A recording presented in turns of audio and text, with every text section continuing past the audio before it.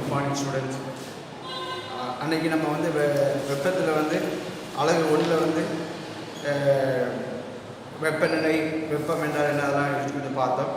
அதில் வெப்பநிலையில் கடைசியாக வந்து நம்ம என்ன பார்த்தோம் அப்படின்னா நீரின் கொதிநிலை என்றால் என்ன அப்படிங்கிறத பார்த்தோம்.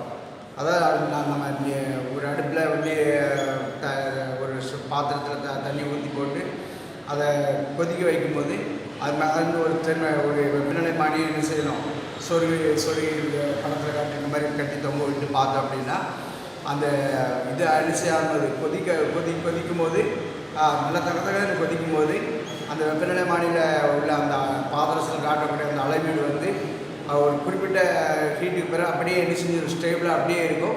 அப்போ ஒரு வெப்பநிலை அளவை காட்டுன்னு பார்த்தோம். அந்த வெப்பநிலை அளவு என்ன அப்படிங்கிறத பார்த்தோம் அப்படின்னா கிட்டத்தட்ட 100 டிகிரி செல்சியஸ், கிட்டத்தட்ட இல்லை 100 டிகிரி செல்சியஸை காட்டும். அது பிறகு வெப்பநிலை மாநில வெப்பமே என்ன செய்யாது, உயராது. அந்த வெப்பநிலை தான் என்ன அப்படின்னு பார்த்தோம், நீரினுடைய கொதிநிலை அப்படின்னு பார்த்தோம். We have studied in the last class when boiling water is heated for some time, the water continues to receive more that, but its temperature does not rise further. The point at which the water boils and temperature becomes stable is called the boiling point of water அப்படிங்கிறத பார்த்தோம். சரி, அது மாத்திரம் என்ன பார்த்தோம் அப்படின்னா சாதாரண அறை வெப்பநிலையில் நீரினுடைய கொதிநிலை, நீரினுடைய வெப்பநிலை எவ்வளோ இருக்கும் அப்படின்னா 30 டிகிரி செல்சியஸ். எவ்வளோ இருக்கும்? அறை வெப்பநிலையில் நீரினுடைய வெப்பநிலை நம்ம வெப்பநிலை மாறி வச்சு அளந்து பார்த்தோம் அப்படின்னா அறை வெப்பநிலையில் நீரின் வெப்பநிலை எத்தனை டிகிரி செல்சியஸ் இருக்கும்? 30 டிகிரி செல்சியஸ் இருக்கும். சரியா? ஆனால் அதை சுற்றி நீரை சூடுபடுத்தும் போது வெப்பநிலை அதிகரித்து அது எத்தனை டிகிரி செல்சியஸில் 100 டிகிரி செல்சியஸில் கொதித்து நீர் வந்து என்னதான் மாறிடுது, நீராவியாக மாறுகிறது. மறுபடியும் நீரை நம்ம என்ன செய்யும் போது குளிர்விக்கும் போது வெப்பநிலை என்ன செய்ய ஆரம்பிச்சு குறைய தொடங்கி எத்தனை டிகிரி செல்சியஸுக்கு 0 டிகிரி செல்சியஸில் என்னதான் மாறிடும், பனிக்கட்டியாக என்ன செஞ்சிடும், மாறிவிடும். சரிதானா? அதில் பார்த்தோம் அப்படின்னா நம்முடைய அந்த இதில் பார்த்தோம் அப்படின்னா அது எத்தனை இதில் normally the room temperature of water is approximately எத்தனை degree Celsius, 30 degree Celsius. When we heat water its temperature rises and it's boils at 100 degree Celsius. If we cool the water it freezes at 0 degree Celsius. சரி, நம்ம அதை Celsius அப்படிங்கிறத வந்து எப்படி சொல்லலாம் அப்படின்னா centigrade அப்படின்னு சொல்லலாம். செல்சியஸ் அதில் என்னன்னு சொல்லலாம், சென்டிகிரேட் அப்படின்னு நம்ம என்ன செய்யலாம் சொல்லலாம். சரி, இது வரைக்கும் பார்த்தோம். அதில் நெக்ஸ்ட் வந்து என்ன அப்படின்னா 1.5 பார்த்தோம் அப்படின்னா வெப்பம் மற்றும் வெப்பநிலை. வெப்பமும் வெப்பநிலையும் என்ன கிடையாது, ஒன்று கிடையாது. சரியா? ஒன்றல்ல, அது ரெண்டு மாறுபட்ட காரணிகள். சரியா? ரெண்டு இணக்க காரணிகள், மாறுபட்ட காரணிகள்.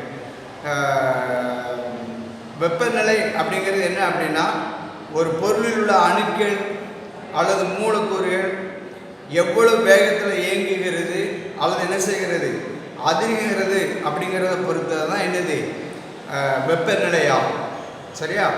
வெப்பமானது எதை மாத்திரம் இல்லை, வெப்பநிலையை மட்டுமல்ல, ஒரு பொருளில் எவ்வளவு மூலக்கூறுகள் உள்ளது என்பதையும் பொறுத்தது. சரியா? வெப்பம் அப்படிங்கிறது வெப்பநிலை மட்டுமல்ல, ஒரு பொருளில் எவ்வளவு மூலக்கூறுகள் இருக்கிறது அப்படிங்கிறது என்ன செய்வது பொறுத்தது. சரியா? அடுத்தது வெப்பநிலையானது மூலக்கூறுகளினுடைய என்ன இதை குறிக்கிறது, சராசரி இயக்க ஆற்றலை குறிப்பிடும் ஒரு அளவீடு. வெப்பம் அப்படிங்கிறது என்ன அப்படின்னா அப்பொருளில் அடங்கியுள்ள மூலக்கூறுகளின் மொத்த இயக்க ஆற்றல் தான் என்னது, அது மூலக்கூறுகளின் சராசரி இயக்க ஆற்றல் வந்து வெப்பநிலை. அதனுடைய மொத்த இயக்க ஆற்றல் வந்து எதை குறிப்பிடுகிறது, வெப்பத்தை என்ன செய்கிறது, குறிக்கிறது. சரிதான்? நம்ம இது பண்ணோம் அப்படின்னா heat and temperature are not the same thing. ஹீட்டும் டெம்பரேச்சர் என்ன கிடையாது, are the same thing. They in fact mean 2 different things. What is temperature அப்படின்னு பார்த்தோம் அப்படின்னா temperature is related to how fast the atoms or molecules move or vibrate within the substance. சரி, அது மாலிகுல்ஸுடைய என்னது அந்த வைப்ரேஷனை தான் என்ன செய்கிறது, மூவ் ஆர் மாலிகுல்ஸுடைய அந்த fast how fast the atoms of molecules move or vibrate within the substance. Heat என்ன அப்படின்னா not only depends on the temperature of the substance but also depends on how many molecules are there in the object. சரியா, the heat வந்து எதை depend பண்ணி இருக்கு, how many molecules are there in the object. அடுத்து பார்த்தோம் அப்படின்னா temperature பார்த்தோம் அப்படின்னா measures the average kinetic energy of the molecule. ஆனால் heat measures the total kinetic energy of the molecules in the substance. டெம்பரேச்சருங்கிறது வந்து average kinetic energy, ஹீட்டுங்கிறது என்ன அப்படின்னா total kinetic energy தான் என்னென்ன அழைக்கப்படுது, ஹீட் என்ன செய்யப்படுகிறது, மெஷர் பண்ணப்படுகிறது. சரி, நம்ம இதில் இதனால் ஒன்று இது பண்ணிட்டோம். என்ன அப்படின்னா அந்த 1.4 அந்த டூ யூ நோ அப்படின்னு சொல்லி ஒன்று கொடுத்துருக்காங்க, அதை கொஞ்சம் தெரிஞ்சு வச்சுக்கணும். என்ன அப்படின்னா ஒன் டே இன் 1922 இந்த ஏர் டெம்பரேச்சர் வந்து எவ்வளோ மெஷர்மெண்ட் காட்டுச்சு அப்படின்னா ஏர் டெம்பரேச்சர் 59 டிகிரி செல்சியஸ். எவ்வளோ 15 இந்த ஷேட் இன் லிபியா, ஆஃப்ரிக்காவில் உள்ள லிபியாங்கிற இடத்துல அந்த ஒன் டே டெம்பரேச்சர் வந்து எவ்வளோ காட்டியிருக்கு, 59 டிகிரி செல்சியஸ் காட்டியிருக்கு. சரியா, the coldest temperature in the world was measured in the Antarctic continent. அது வந்து இட் வாஸ் அப்ராக்சிமேட்லி எவ்வளோ இருந்துச்சு, -89 டிகிரி செல்சியஸ், -89. 0 டிகிரி செல்சியஸ்க்கு கீழே மெஷர் பண்ணும்போதெல்லாம் எதை யூஸ் பண்ணுறோம்னா, சரி, the minus sign is used when the temperature falls below the freezing point of, what is the freezing point of water? The freezing point of water is 0 degree Celsius. Below 0 degree Celsius போகும்போது என்ன சொல்கிறோம் அப்படின்னா மைனஸில் நம்ம என்ன செய்கிறோம், அந்த சிம்பிளை மைனஸ் சிம்பிளை யூஸ் பண்ணுறோம். Water becomes ice at 0 degree Celsius. You can imagine how cold -89 degree Celsius would be. Our normal body temperature வந்து எவ்வளவு, 37 degree Celsius. Our normal body temperature எவ்வளவு, 37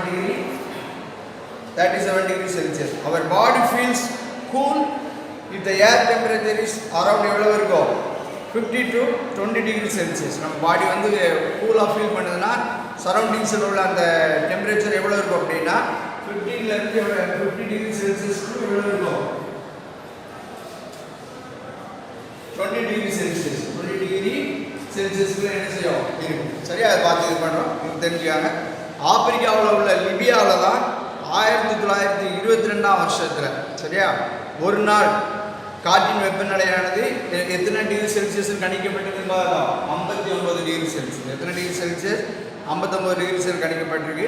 மிகவும் குளிரானது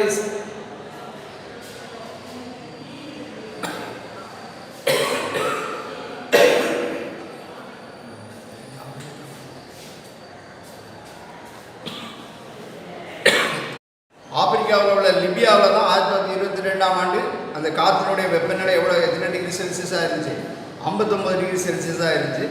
அப்புறம் அண்டார்டிக் கண்டத்தில் தான் வெப்பநிலை தான் உலகிலே மிக குறைந்த வெப்பநிலையாக அளவிடப்பட்டிருக்கு. அது கிட்டத்தட்ட பார்த்தீங்க அப்படின்னா எவ்வளோ இருக்குது அப்படின்னா -89 டிகிரி செல்சியஸ் அப்படின்னு சொல்லுவோம். ஏன் இந்த மைனஸுங்கிற குறியீடை பயன்படுத்துகிறோம் அப்படின்னா நீரின் ஒரே நிலை எவ்வளவு, எத்தனை டிகிரி செல்சியஸில் நீர் வந்து பனிக்கட்டியாக மாறும், 0 டிகிரி செல்சியஸில் அது ஒரே நிலைக்கு இதாகிடும். அப்போ அந்த 0 டிகிரி செல்சியஸுக்கு கீழே நம்ம வந்து எந்தெந்த வெப்பநிலையெல்லாம் குறிப்பிடுதோமோ அதை வந்து என்ன அடையாளம், அதுக்கு முன்னால் என்ன, அந்த எண்ணுக்கு முன்னால் என்ன அடையாளம் போடணும், மைனஸ் அடையாளம் கண்டிப்பாக என்ன செய்யணும், போடணும். சரியா, அது -0 டிகிரி செல்சியஸ் பனிக்கட்டிலே நம்ம கையை வைக்க முடியாது.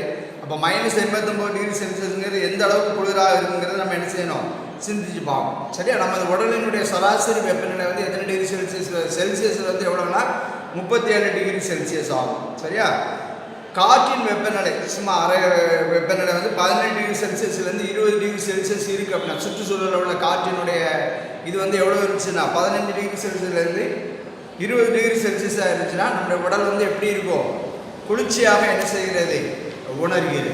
சரியா, இதை பார்த்தோம், வெப்பநிலை அதில் இது பண்ணி பார்த்தோம். அப்புறம் என்ன அப்படின்னா நம்ம ஒரு பாத்திரத்தில் 1 லிட்டர் நீரை எடுத்துக்கிட்டோம். எவ்வளோ நீரை எடுத்துக்கிட்டோம், 1 லிட்டர் நீரை எடுத்துக்கொண்டு அதை அடுப்பில் வச்சு என்ன செய்யணும், சூடாக்கணும். அது சூடாக்கும்போது வெப்பநிலைமானியை வச்சு அது எத்தனை டிகிரி செல்சியஸில் கொதிக்கும் அப்படின்னு பார்த்தோம் அப்படின்னா 100 டிகிரி செல்சியஸில் கொதிக்க ஆரம்பிச்சிடும். அதே போல் ஒரு 5 லிட்டர் தண்ணியை ஒரு பாத்திரத்தில் எடுத்துகிட்டு அதே போல் நம்ம வெப்பப்படுத்திட்டு இது பண்ணி பார்த்தோம் அப்படின்னா அது கொதிக்கும் போதும் எத்தனை டிகிரி செல்சியஸில் கொதிக்கும் அப்படின்னு பார்த்தோம் அப்படின்னா 100 டிகிரி செல்சியஸ் தான் கொதிக்கும். ஆனால் இந்த 5 லிட்டர் தண்ணி வந்து கொதிப்பதற்கு என்ன ஆகிரும், நேரம் கொஞ்சம் என்ன செய்யும், அதிகமாக என்ன செய்து கொள்ளும், எடுத்துக்கொள்ளும். இரண்டுமே கொதிநிலை எத்தனை டிகிரியில் தான் இருக்கும், 100 டிகிரி செல்சியஸில் கொதிக்க ஆரம்பிச்சிடும். ஆனால் 5 லிட்டர் நீரானது 1 லிட்டர் நீரை விட கொதிப்பதற்கு அதிக நேரம் எடுத்துக்கொள்கிறது.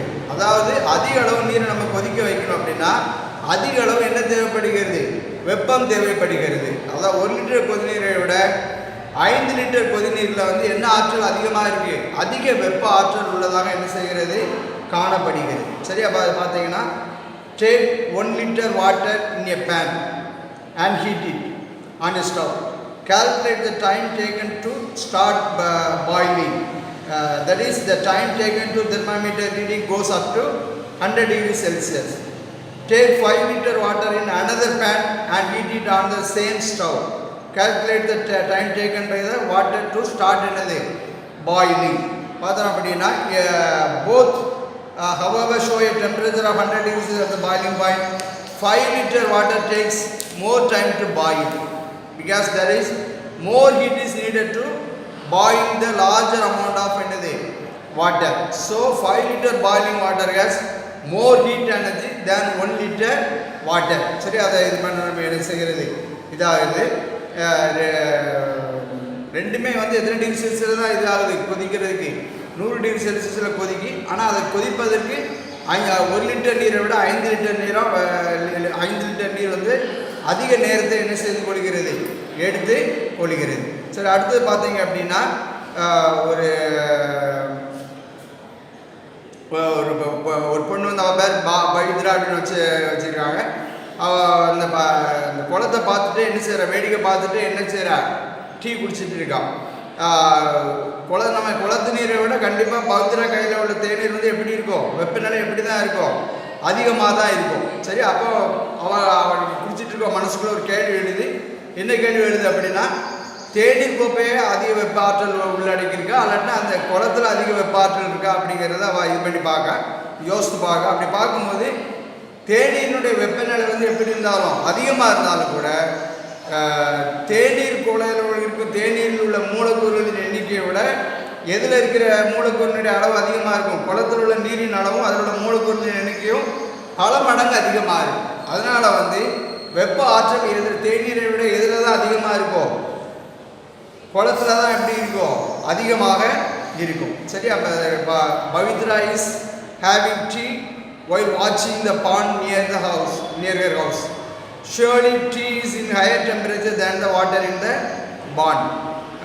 Now a question is arising in Pavitra's mind. Which one has more heat energy, a cup of tea or the water in the pond? What do you think? Even though the temperature of the tea is higher than that of the pond water, the volume of the water in pond is very high. Hence, the amount of molecules in the water in the pond is higher than the tea in the cup. So, the pond has more heat energy than the tea cup. சரி, அப்போ tea ஏன் அப்படின்னா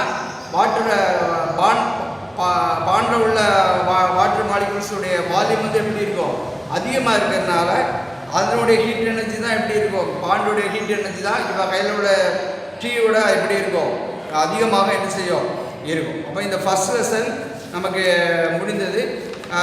இவ்வளோதான் நமக்குரிய portion first லெசனில்.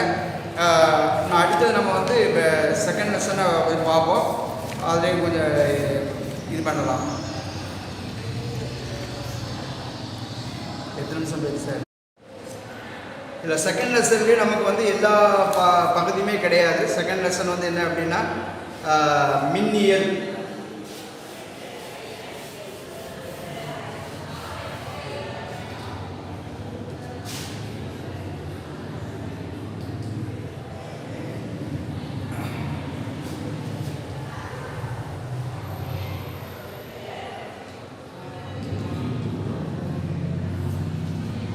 Electricity இதுலேயும் இதெல்லாம் ஒன்று அப்படின்னா அறிமுகம் உண்டு. அப்புறம் வந்து 2.2வும் 2.4 தான் உண்டு. சரியா? இன்ட்ரோடக்ஷன்.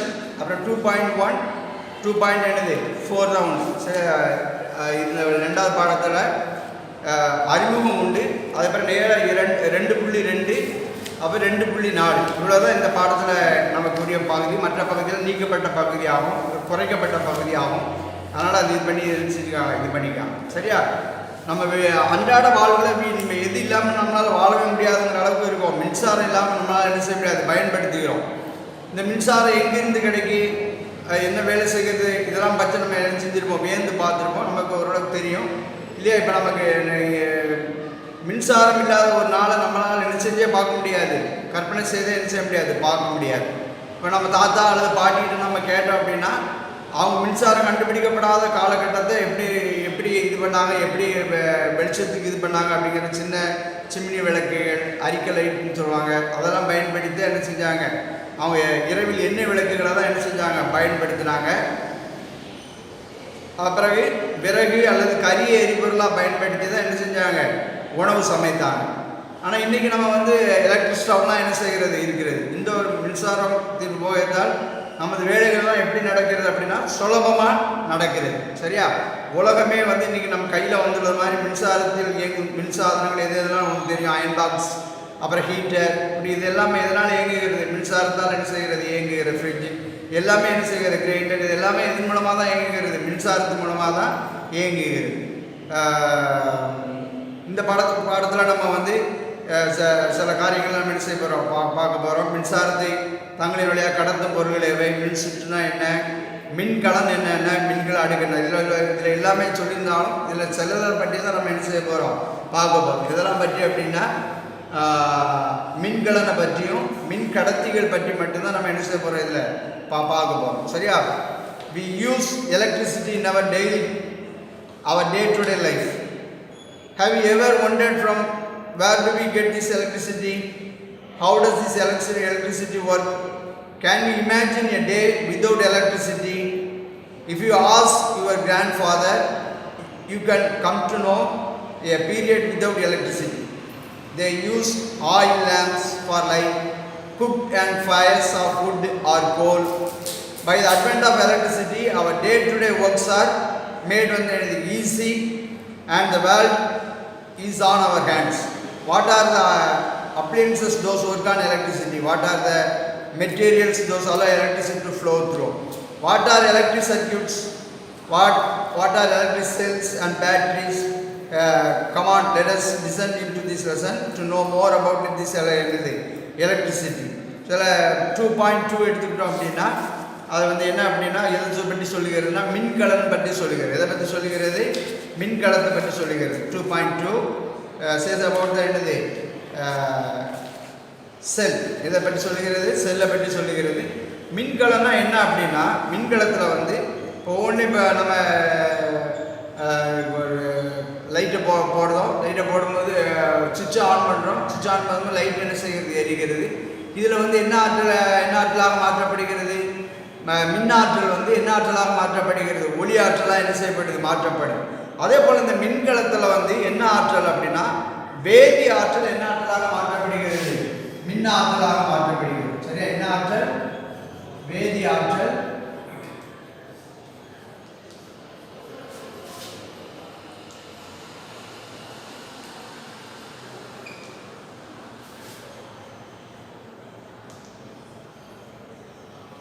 மின்கலத்தில் வந்து வேதி ஆற்றல் மின்னாற்றலாக மாற்றக்கூடிய ஒரு கருவிக்கு பேர் தான் என்னென்னு பேர்னா மின்கலன் என்று பெயர். சரி? அப்போ செல், வாட் இஸ் செல் அப்படின்னு பார்த்தோம் அப்படின்னா a device that converts chemical energy into electrical energy is called என்னது, செல் என்று என்ன செய்யப்படுகிறது, அழைக்கப்படுகிறது. சரியா? கால் என்னது, செல். அதுதான் மின்கலன் என்று என்ன செய்யப்படுது, அழைக்கப்படுகிறது. நேர் மற்றும் எதிர்மின் அயனிகளை தரக்கூடிய வேதி கரைசல்கள். சரியா? அந்த வேதி கரைசல்கள் தான் எதாக எடுத்துக்கொள்ளப்படும் அப்படின்னா மின் பகுதியாக எடுத்துக்கொள்ளப்படும். எதாக எடுத்துக்கொள்ளப்படும், மின் பகுதியாக என்ன செய்யப்படும். இதில் மின்கலத்தில் செல்ல வந்து என்ன எனர்ஜியாக மாற்றப்படுகிறது, செல்ல வந்து கெமிக்கல் எனர்ஜி வந்து என்ன எனர்ஜியாக மாற்றப்படுகிறது,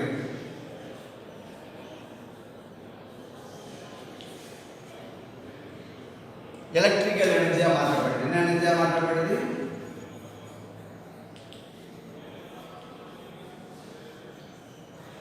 சரி, இந்த செல் அல்லது இந்த மின்கலத்தில் என்ன இருக்கும் அப்படின்னா ஒரு மின்பகுளி அப்படி இருக்கும். அது என்ன அது அந்த மின்பகுளி வந்து எதை தரக்கூடியதுன்னா நேர் அயனிகள் மற்றும் எதிர்மின் அயனிகளை தரக்கூடிய வேதிக்கரைசல் தான் எதாக எடுத்துக்கொள்ளப்படுகிறது, மின்பகுளியாக என்ன செய்து கொள்ளப்படுகிறது, எடுத்துக்கொள்ளப்படுகிறது. அதில் என்ன செய்வாங்கன்னா 2 வேறுபட்ட உலோக தகடுகள். சரி, இப்போ நீங்கள் உதாரணமாக நீங்கள் நம்ம வீட்டில் உள்ள பேட்டரியை உடச்சி பார்த்தீங்கன்னா தெரியும். அதில் ஒரு நடுவில் ஒரு கருப்பாக நீளமாக ஒன்று இருக்குது. அது வந்து என்னது, கார்பன் தண்டு. அதுக்கப்புறம் பார்த்தீங்கன்னா அந்த பின்பக்கத்தில் பார்த்தீங்கன்னா துத்தநாக தகடு. சரி, இப்படி இந்த 2 என்ன காணப்படுகிறது, வேறுபட்ட உலோக தகடுகள் மின்முனைகளாக பொருத்தப்பட்டு மின்கலன் என்ன செய்யப்படுகிறது, உருவாக்கப்படுகிறது. அப்போ மின் பகுதி இருக்குது, அப்போ 2 உலோக தகடுகள் இருக்குது. இதை பயன்படுத்தி தான் எது உருவாக்கப்படுகிறது அப்படின்னா மின்கலன் என்ன செய்யப்படுகிறது, உருவாக்கப்படுகிறது. இந்த வேதி வினைகள் உள்ள நடைபெறது மூலமாக ஒரு மின்முனை என்னதான் மாறிடும், நேர் மின்வாய். நீங்கள் பேட்டரியில் பார்த்தீங்க அப்படின்னா இப்படி பேட்டரியில் போட்டு நீங்கள் பார்த்தீங்க அப்படின்னா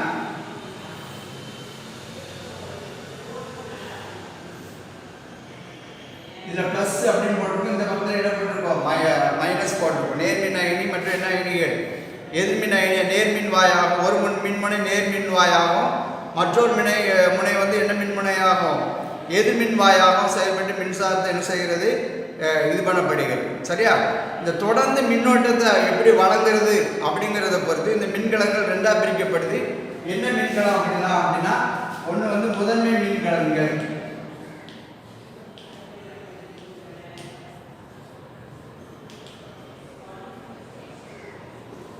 இன்னொன்று என்ன மின்கலங்கள் அப்படின்னா துணை மின்கலங்கள்.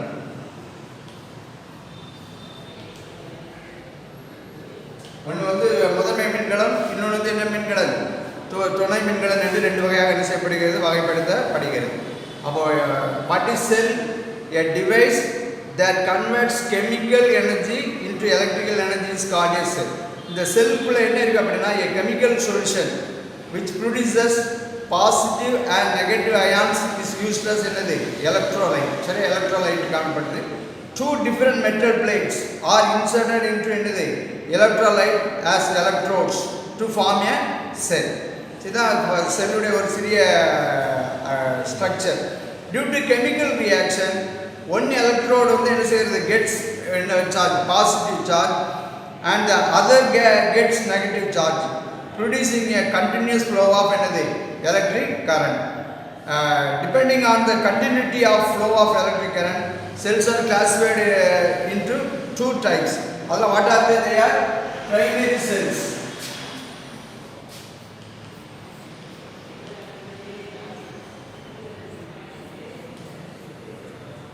Second one is என்னது, secondary cells.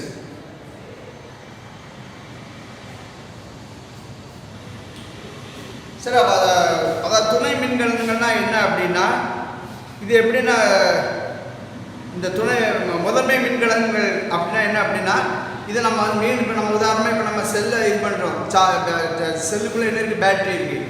அந்த பேட்டரி வந்து என்ன பேட்டரி, நம்ம கொஞ்ச நேரத்தில் சார்ஜ் இறங்கிட்டு அப்படின்னா மறுபடியும் நம்ம என்ன போடுறோம், சார்ஜ் பண்ணி அது மறுபடியும் என்ன செஞ்சுட்டே இருக்கோம், யூஸ் பண்ணிகிட்டே இருக்கோம்.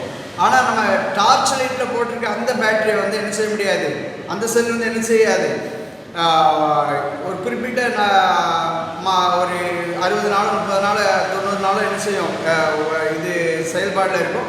அது பிறகு அதனுடைய அந்த பவர் இறங்கின, அந்த சார்ஜ் இறங்கின பிறகு அதை நம்ம மீண்டும் சார்ஜ் பண்ணி என்ன செய்ய முடியாது, அந்த பேட்டரி யூஸ் பண்ண முடியாது, அந்த செல்லை யூஸ் பண்ண முடியாது. அதை என்ன தான் செய்யணும், தூர தான் போடும். இப்படி வந்து மீண்டும் மின்னேற்றம் செய்ய இயலாத மின்கலங்களை தான் என்ன மின்கலங்கள் சொல்லுதோம் அப்படின்னா முதன்மை மின்கலங்கள் சொல்லுது. சரியா? சிறிய உருவ அளவுகளில் மட்டுமே இதனுடைய முதன்மை மின்கலங்கள் பொதுவாக வந்து ஒரு சிறிய அளவில் தான் என்ன செய்யப்படுகிறது, உருவ அளவுகளில் மட்டுமே என்ன செய்யப்படுகிறது, தயாரிக்கப்படுகிறது. உதாரணமாக முதன்மை மின்கலங்கள் எதெல்லாம் பயன்படுகிறது அப்படின்னா சுவர் கடிகாரம், கை கடிகாரம், அப்புறம் ரோபோ பொம்மைகள், இதிலெல்லாம் எது பயன்படுத்தப்படுகிறது, முதன்மை மின்கலங்கள் என்ன செய்யப்படுகிறது, பயன்படுத்தப்படுகிறது. அப்போ what is primary sell? They cannot be recharged. அதை என்ன பண்ண முடியாது, மறுபடியும் ரீசார்ஜ் பண்ண முடியாது. They cannot be recharged, so they can be used only once.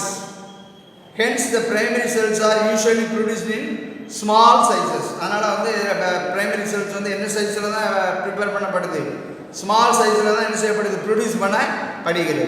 சரி, அது எக்ஸாம்பிள்ஸ் பார்த்தோம் அப்படின்னா primary cells, cells used in clocks, watches, அப்புறம் டாய்ஸ், இதிலெல்லாம் என்ன செல்ஸ் தான் யூஸ் பண்ணப்படுகிறது, பிரைமரி செல்ஸ் தான் என்ன செய்யப்படுகிறது, யூஸ் பண்ணப்படுகிறது. அப்புறம் அடுத்து பார்த்தோம் அப்படின்னா துணை மின்கலங்கள். என்ன மின்கலங்கள்? துணை மின்கலம்னா இதுக்கு அப்படியே பிரைமரி செல்லுக்கு ஆப்போசிட், பிரைமரி முதன்மை மின்கலத்துக்கு அப்படியே எதிர்ப்பதமானதான் என்ன மின்கலம், துணை மின்கலம். சரியா, இந்த துணை மின்கலத்தை என்ன செய்யலாம் அப்படின்னா பல முறை மின்னேற்றம் செய்து மறுபடியும் ரீசார்ஜ் பண்ணி என்ன செய்யலாம், தொடர்ந்து என்ன செய்யலாம், பயன்படுத்தலாம். ஒரு தடவை பயன்படுத்தின பின்பு மீண்டும் மீண்டும் மின்னேற்றம் செய்யப்பட்டு தொடர்ந்து மின்னோட்டம் என்ன செய்யப்படுகிறது, உருவாக்கப்படுகிறது.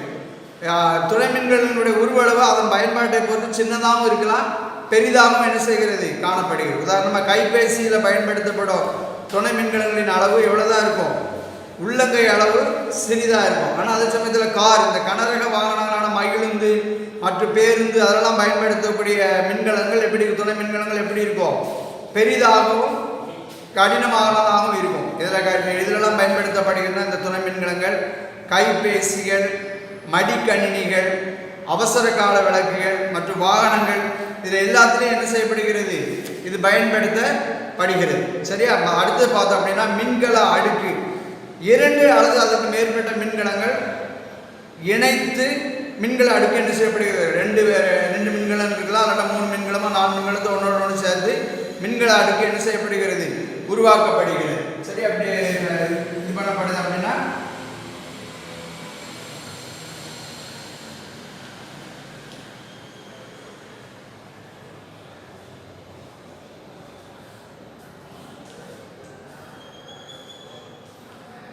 இப்படியா தொடர்ச்சியாக 2 அல்லது அதற்கு மேற்பட்ட மின்கல அடுக்குகளை அடுக்கு பண்ணி மின்கல அடுக்கு என்ன செய்யப்படுகிறது, உருவாக்கப்படுகிறது. அப்போ செகண்டரி செல்ஸ்னா என்ன அப்படின்னா, secondary cells, a cell that can be recharged many times is called என்ன இது, secondary sell. These cells can be recharged by passing electric current, so they can be used again and again. The size of secondary cells can be small or even large depending upon the usage. While the secondary cells used in mobiles are in the size of a hand, the cells used in automobiles like cars and buses are large and very heavy. Large and very heavy. Example வந்து secondary cells are used in mobile phones, laptops, emergency lamps and vehicle batteries. இதெல்லாம் இது use ஆகுது. இந்த secondary cells என்ன செய்கிறது, use ஆகுது. அடுத்த battery அப்படி பார்த்தோம் அப்படின்னா என்ன அப்படின்னா, பேட்டரி அப்படின்னா often we call cells as என்னது, batteries. However, only when 2 or more cells are combined together they make another battery. A cell is a single unit that converts chemical energy into electrical energy, and a battery is a collection of cells. அப்ப battery என்ன அப்படின்னா collection of battery வந்து என்னது,